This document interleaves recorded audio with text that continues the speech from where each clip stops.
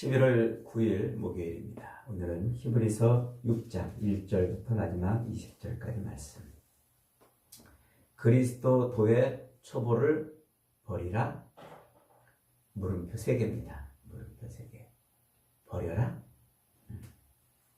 버려라. 물음표 3개.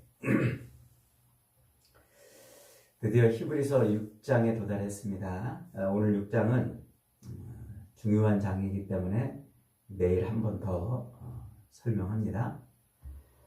저는 개인적으로 이 히브리서 6장이 가장 많이 오역이 되고 또 제일 많이 엉터리 같이 해석되는 장이라고 이렇게 생각이 돼요.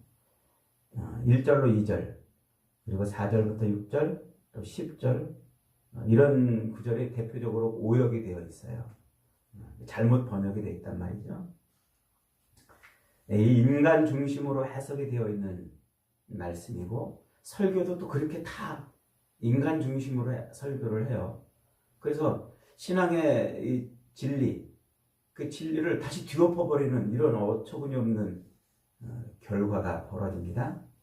오늘 말씀을 잘 배우셔서 기독교 신앙, 기독교가 뭔지, 신앙생활이 뭔지 좀 이렇게 잘 생각할 수 있길 바랍니다. 오늘 말씀, 또 내일 말씀은 영상으로 묵상하기도 여러분 들으세요. 그리고 꼭 글로 묵상하기도 하세요. 잘 이해가 안 되면 반복해서 하십시오. 그러면 이해가 될 겁니다. 오늘 1절, 2절은 이렇게 시작합니다. 같이 한번 읽습니다. 시작. 그러므로 우리가 그리스도의 도의 초보를 버리고 죽은 행실을 회개함과 하나님께 대한 신앙과 세례들과 안수와 죽은 자의 부활과 영원한 심판에 관한 교훈의 터를 다시 닦지 말고 완전한 대로 나아갈지니라.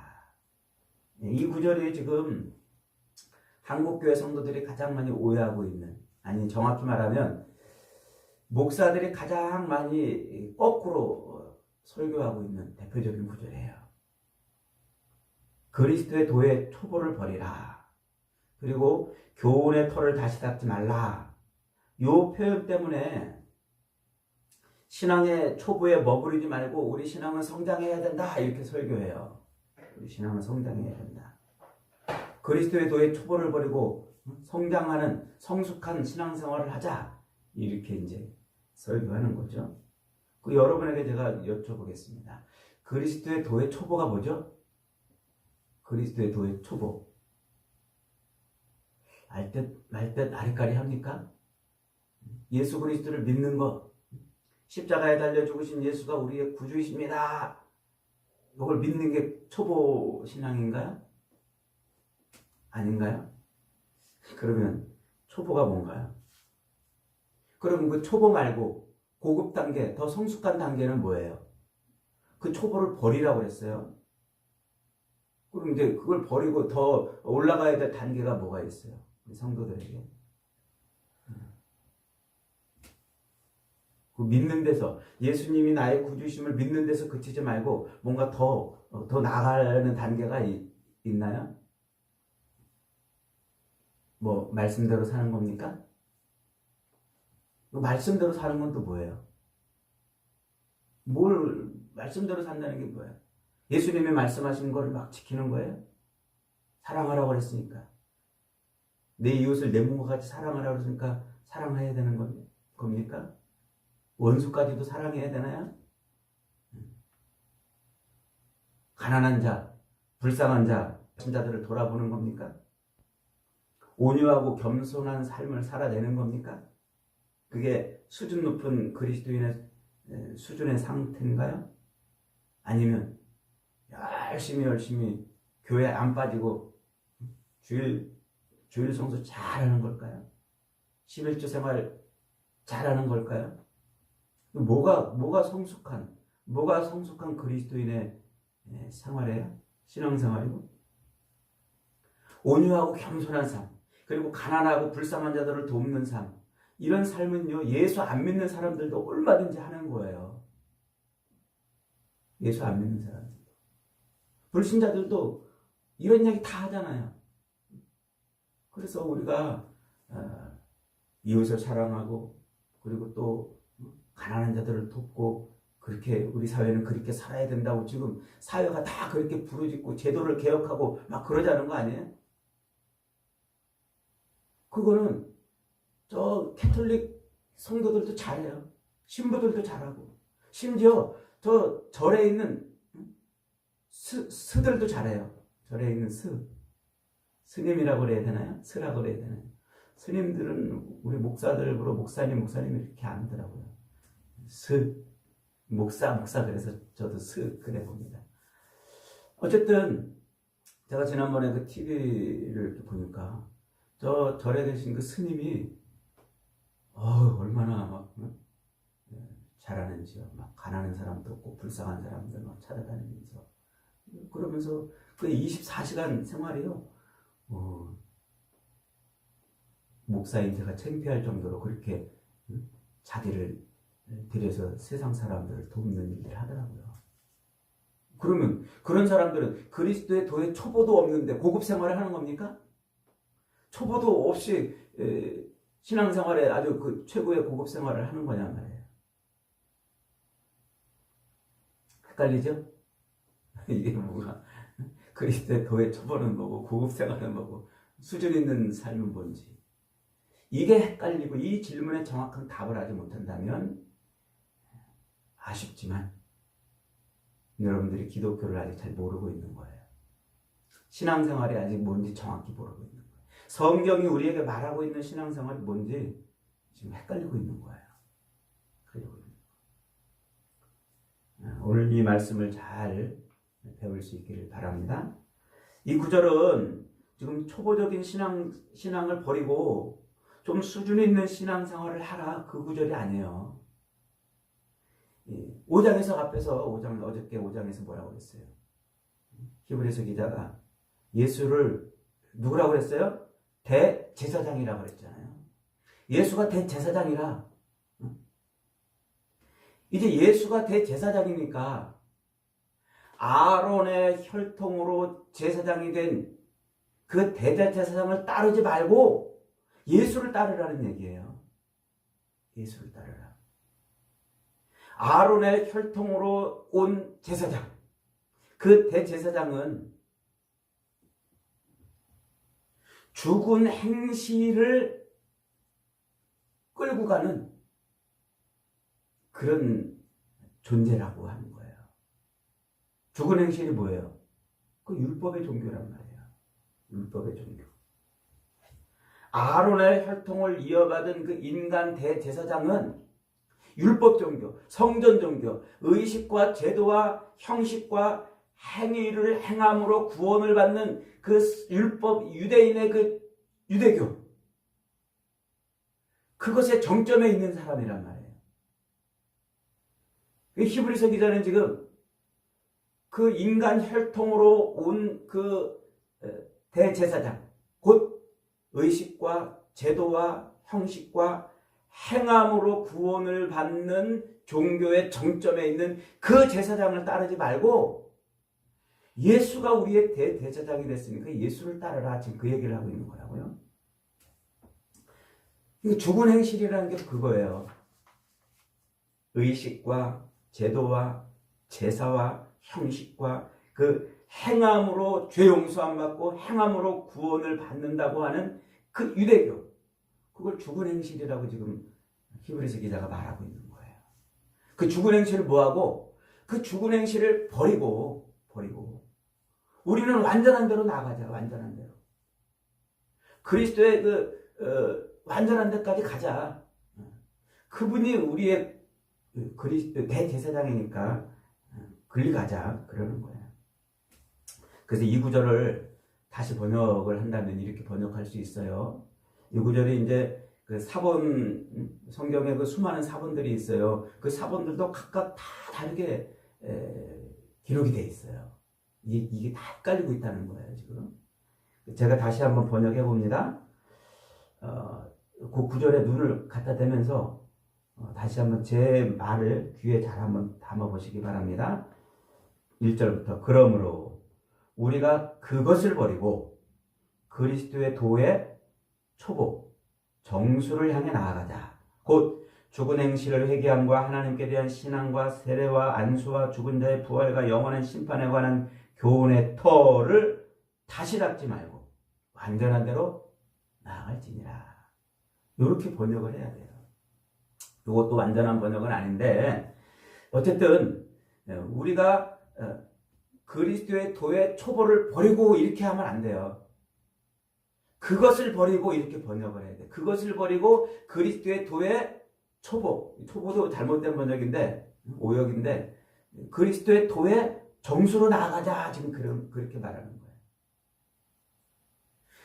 그러므로 우리가 그것을 버리고 그리스도 도의 정수를 향해 나아가자 지금 이 말이란 말이에요. 그것이 뭘까요? 그게 앞에서 얘기한 5장 12절부터 얘기한 젖이나 먹고 단단한 음식을 못 먹는 그 태도란 말이에요. 그 수준이란 말이에요. 그 상태. 예수가 대제사장이라고 선포했는데 그 멜기세덱의 반차를 쫓는 대제사장이라고 선포했는데 그것을 다 설명할 수는 없지만은 그러나 그것을 이해하지 못하는 그런 초보적인 젖이나 먹고 단단한 것을 못 먹는 그런 상태의 수준을 이제 버리라는 거예요. 버리고 그리스도 도의 정수를 향해 가자. 그래서 죽은 행실. 그 죽은 행실이 뭐냐면 의식과 형식과 제도와 어떤 행함으로 구원을 받는 그것으로 신앙생활의 표징을 삼는 그런 행실을 버리고 완전한 대로 나아가자. 이렇게 지금 말하고 있는 거예요. 그리스도의 도의 초보라고 이렇게 번역을 했는데 그 초보도 오역입니다. 아르케라는 단어인데 이 아르케라는 말은 기초, 근원, 혹은 근간, 혹은 정수, 혹은 건물의 모퉁돌, 그거 주춧돌이라는 말이죠. 빼버리면 무너지는 그거 핵심이란 말이에요. 핵심. 그러니까 그것을 버리고 해서 그것이 그게 뭔지 모르니까 그거를 그리스도의 도의 수준 낮은 초보를 버리라는 얘기인가 보다. 이렇게 번역을 한 거예요. 그렇게 이해를 하고. 그래서 그리스도의 그 근간을 그 정수를 그 핵심을 그 근간을 초보라는 말로 바꿔 번역을 한 거예요. 이건 완전한 오역이에요. 오역. 정리한다면요. 십자가에 달려 죽으신 예수. 그 예수가 누구라고요? 우리의 대제사장이란 말이에요. 그러니까 인간의 혈통으로 와 있는 그 대제사장. 모든 성전의 제사와 제도와 의식과 행함과 형식의 정점에 있는 그 제사장을 따르지 말고 그 유대교를 따르지 말고 이제 예수를 따르라는 얘기예요. 십자가에 달려 죽으신 그 예수를 믿으면 우리가 구원에 이른다는 그 하나님의 그 약속이 담겨 있는 그 그리스도의 그 근간, 그걸 따르자. 지금 그 얘기를 하고 있는 거란 말이에요. 왜 이렇게 번역을 해야 되나요? 지금 우리가 이제 히브리서는 누가 썼는지 잘 모른다고 그랬잖아요. 그러나 분명한 건 뭐라고 그랬어요? 지금 유대교를 떠나서 기독교를 믿고 있는 그 신앙인들을 위해서 쓴 거라고 그랬잖아요.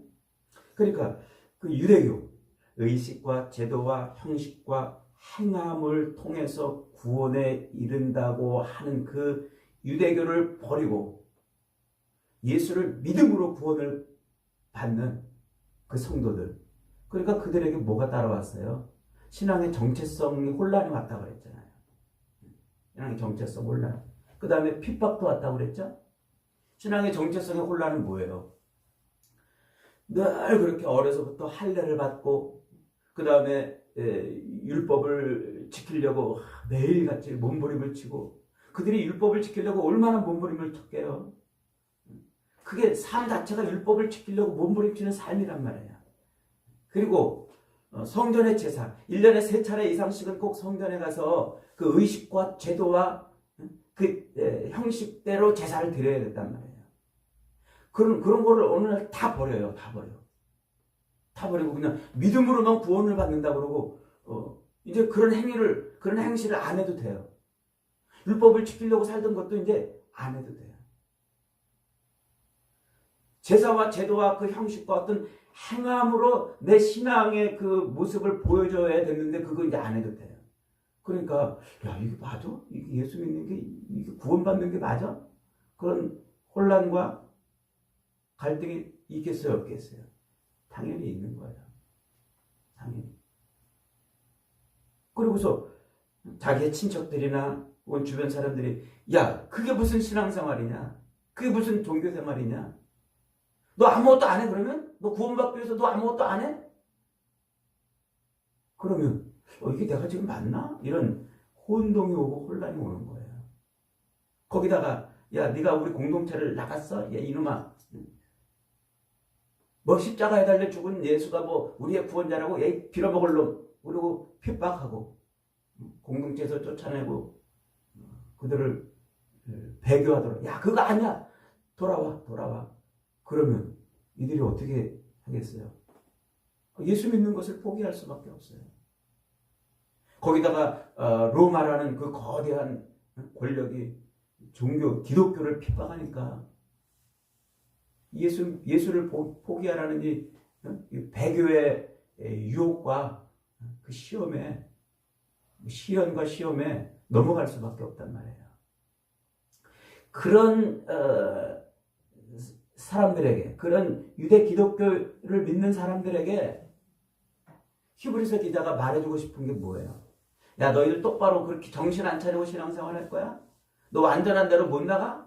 너 수준 있는 삶을 못 살아? 그따구로 하면 너희들 구원 취소야. 이런 얘기 하고 싶겠어요? 그런 얘기 할 수가 없어요.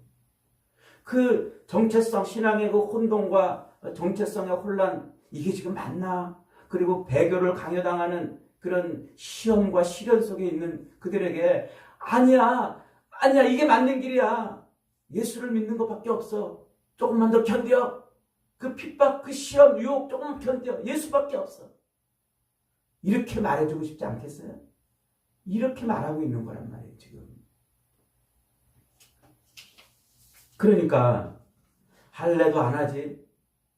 제사도 이제 없지. 제사도 없고 성전의 발걸음도 끊고 율법의 1.1액이라도 어기지 않고 지키려고 막 애를 썼던 그 생활을 안 해도 되고 어느 날 그 모든 의식과 제도와 형식과 그 행함을 싹 버리고 그저 예수만 믿어야 된다고 하는 이거에 혼란을 겪고 또 미혹을 받아서 예수를 버리려고 하는 그리스도인들에게 히브리서 기자는 지금 간곡하게 말하고 있는 거예요. 아니다. 예수는 천사보다 탁월한 분이고 모세보다 더 위대한 분이고 그분이 우리의 제사장이야. 대제사장이야.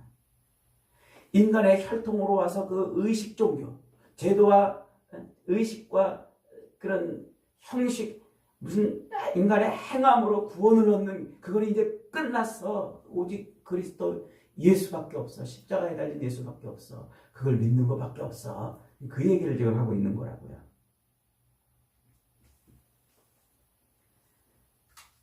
여러분 대제사장이 누구라고 그랬어요? 대제사장. 앞에서 지금 히브리서 기자가 5장에서 예수가 대제사장이다 선언했잖아요. 그 대제사장이 뭐라고 그랬어요? 하나님 앞에서 인간의 죄를 용서받을 수 있는 유일한 방편인 성전 제사, 의식 제사, 그 종교 생활의 정점에 올라와 있는 존재가 바로 제사장이란 말이에요. 대제사장. 그래서 그 히브리 백성들, 그 유대인들에게 이 제사장은 하나님의 대리자란 말이에요. 그를 통해서만 죄 용서함 받고 그를 통해서만 구원의 문에 들어갈 수 있다고 그렇게 생각한 거란 말이에요. 그 대제사장은 그래서 아무나 될 수 없다고 그랬죠. 누구만 돼요? 오직 레위지파. 그 레위지파 중에서도 제사를 담당하는 제사장은 아론의 직계 혈통이고 그 중에서도 대제사장은 또 한 명밖에 없단 말이에요. 그러니까 그가 모든 유대교 의식과 제도와 형식과 인간의 그 행함의 절정에 있는 사람이에요. 그를 따라야 돼요. 그에게 순종하고 그를 하나님처럼 의지하는 거란 말이에요. 히브리서 기자는 이제 그 아론의 인간의 혈통으로 온 그 제사장이 아니라 예수가 우리의 제사장이라는 거예요. 우리 죄 용서하면 이제 거기서 일어나는 게 아니라 그 의식과 제도와 제사와 형식과 그 어떤 행함을 통해서 얻어지는 것이 아니라 십자가에 달려 죽으신 예수가 우리의 구원자라는 거예요. 거기서 우리의 죄사함이 일어난다는 거예요. 죄사함.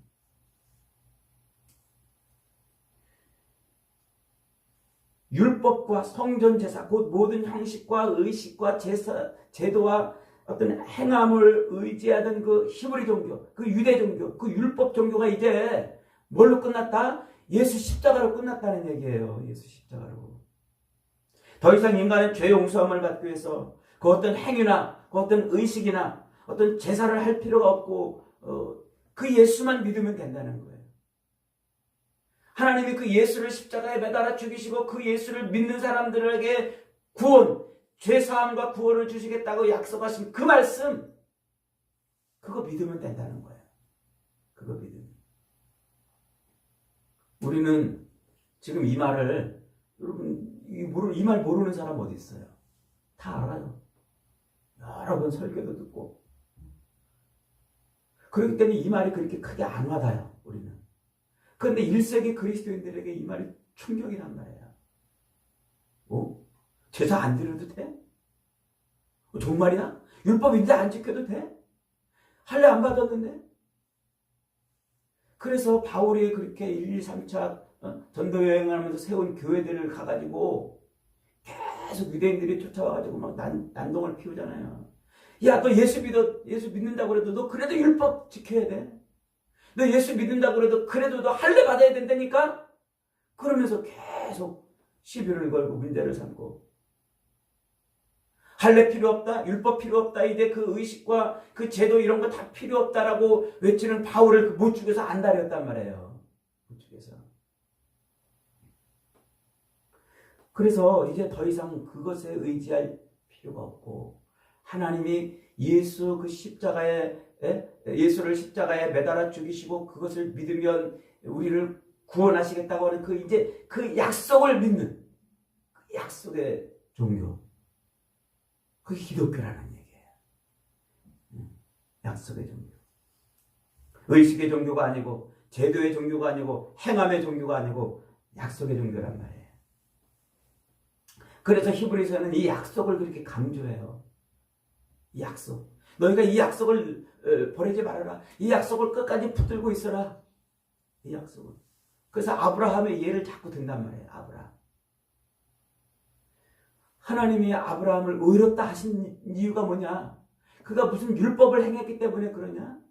율법은 아브라함보다 훨씬 뒤에 몇백 년 뒤에나 나오는 건데 어떻게 아브라함이 율법을 지킬 수 있었겠느냐? 이 약속을 믿음에 아브라함을 의로 여기셨더라. 그 얘기를 자꾸 하는 거예요. 그 얘기를. 약속을, 하나님의 약속을 믿으며 내가 너에게 복을 주고 네 자손이 하늘의 별처럼 많아질 것이라는 그 약속을 그냥 믿었다는 거예요. 아브라함. 무슨 율법을 지키고 의식을 행하고 뭘 해가지고가 아니라. 할례도 그 다음에요. 아브라함이 할례 받은 것도 그 다음에 있었던 얘기라고요. 그 약속을 믿음으로 아브라함이 하나님께 의로 여김을 받았더라. 그 말 다음에 할례가 나온단 말이에요. 그래서 약속을 그렇게 자꾸 반복하는 거예요. 11절 한번 읽어봅니다. 11절, 12절 시작.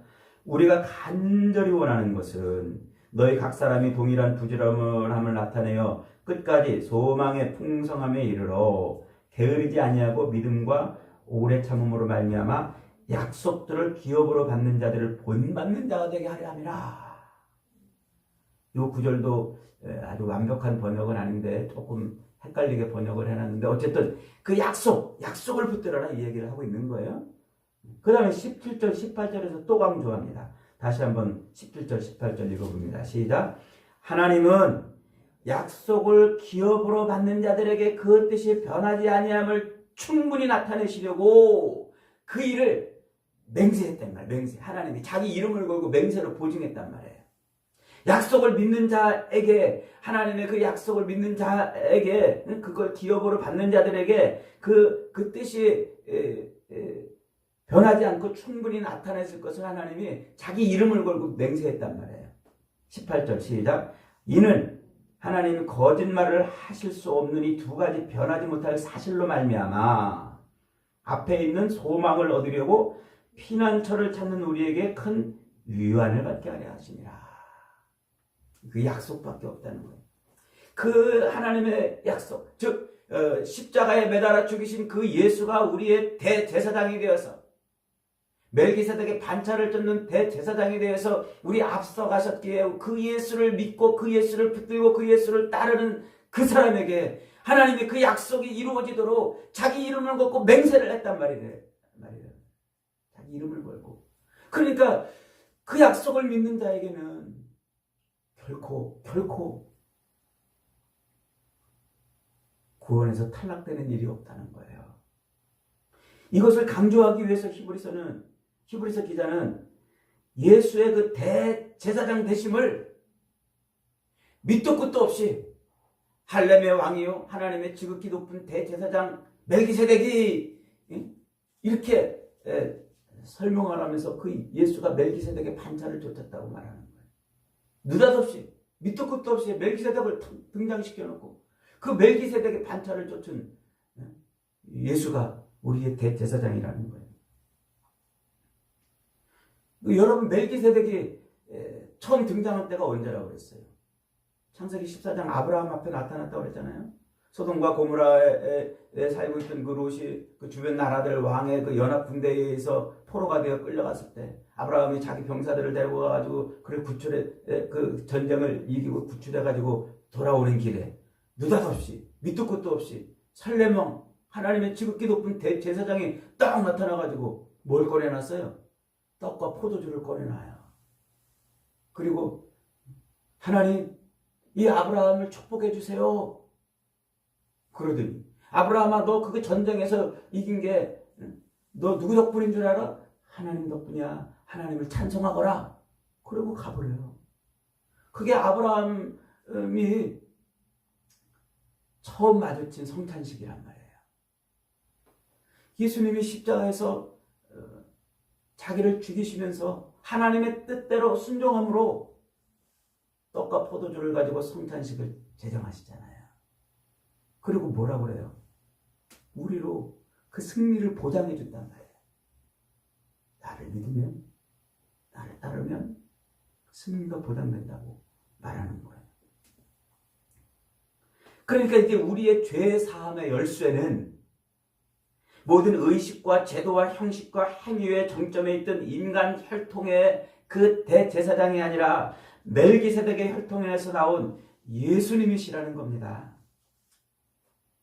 이제 그러한 의식과 제도와 형식과 행함을 통해서 죄 용서함을 받던 그 유대교, 그 율법 종교는 이제 종결됐으니까 예수만 믿으라는 거예요. 예수만.